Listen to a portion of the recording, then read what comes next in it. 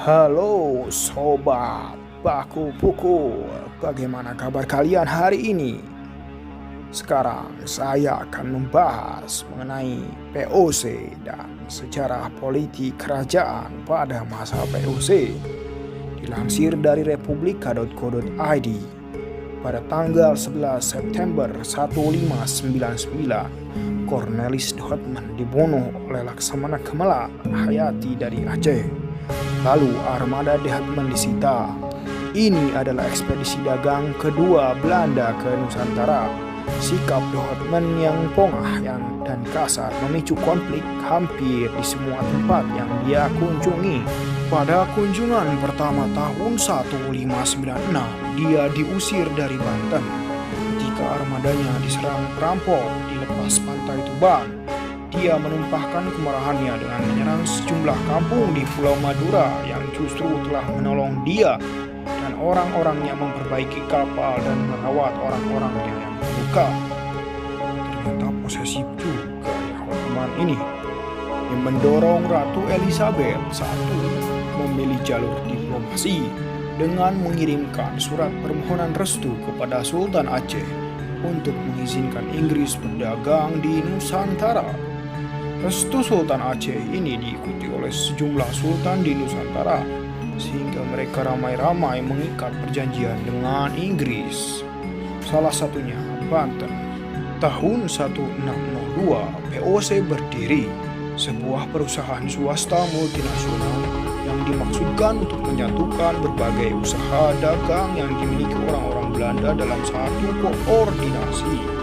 Perusahaan ini walau saham-saham utamanya dimiliki oleh para State General Belanda, tapi selebihnya bisa dimiliki oleh siapapun yang bisa urun modal, baik uang, barang, ataupun tenaga.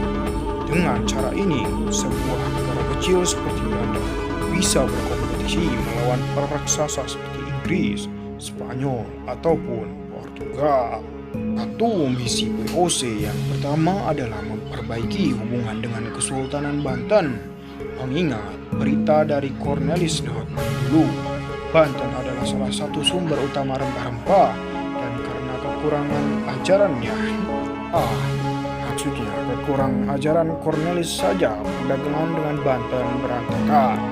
POC langsung datang dengan membawa banyak hadiah dan janji perdagangan yang menguntungkan.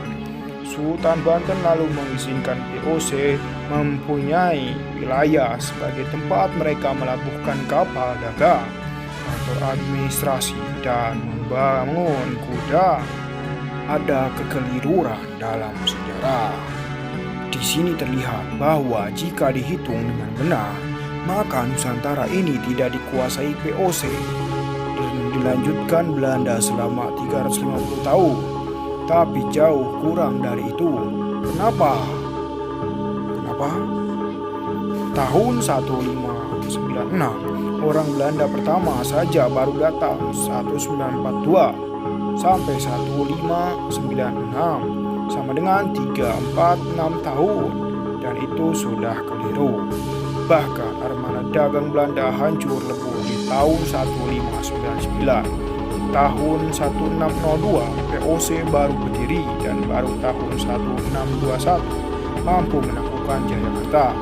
Inilah tempat pertama yang direbut dari sebuah kerajaan di Nusantara. 1605, memang POC bisa bercokol di Ambon, tapi itu bukan dengan merebut wilayah itu. Sebagai kerajaan bawahan Kesultanan Ternate di Pulau Ambon, tapi dengan merebut benteng Portugis yang didirikan di wilayah kosong di seberang benteng Hitu di Teluk Ambon. Ketika itu, Hitu hanya menguasai wilayah yang sampai sekarang dikenal dengan Jazirah Lei Hitu di Pulau Ambon. Kemenangan POC atau Belanda adalah karena kemampuan mengeksploitasi kesempatan bagaimanapun kecilnya. Bahkan Belanda baru berani mendeklarasikan Pak Nederland pada masa Gubernur Jenderal Johannes van den Bos pada tahun 1830 sampai 1833.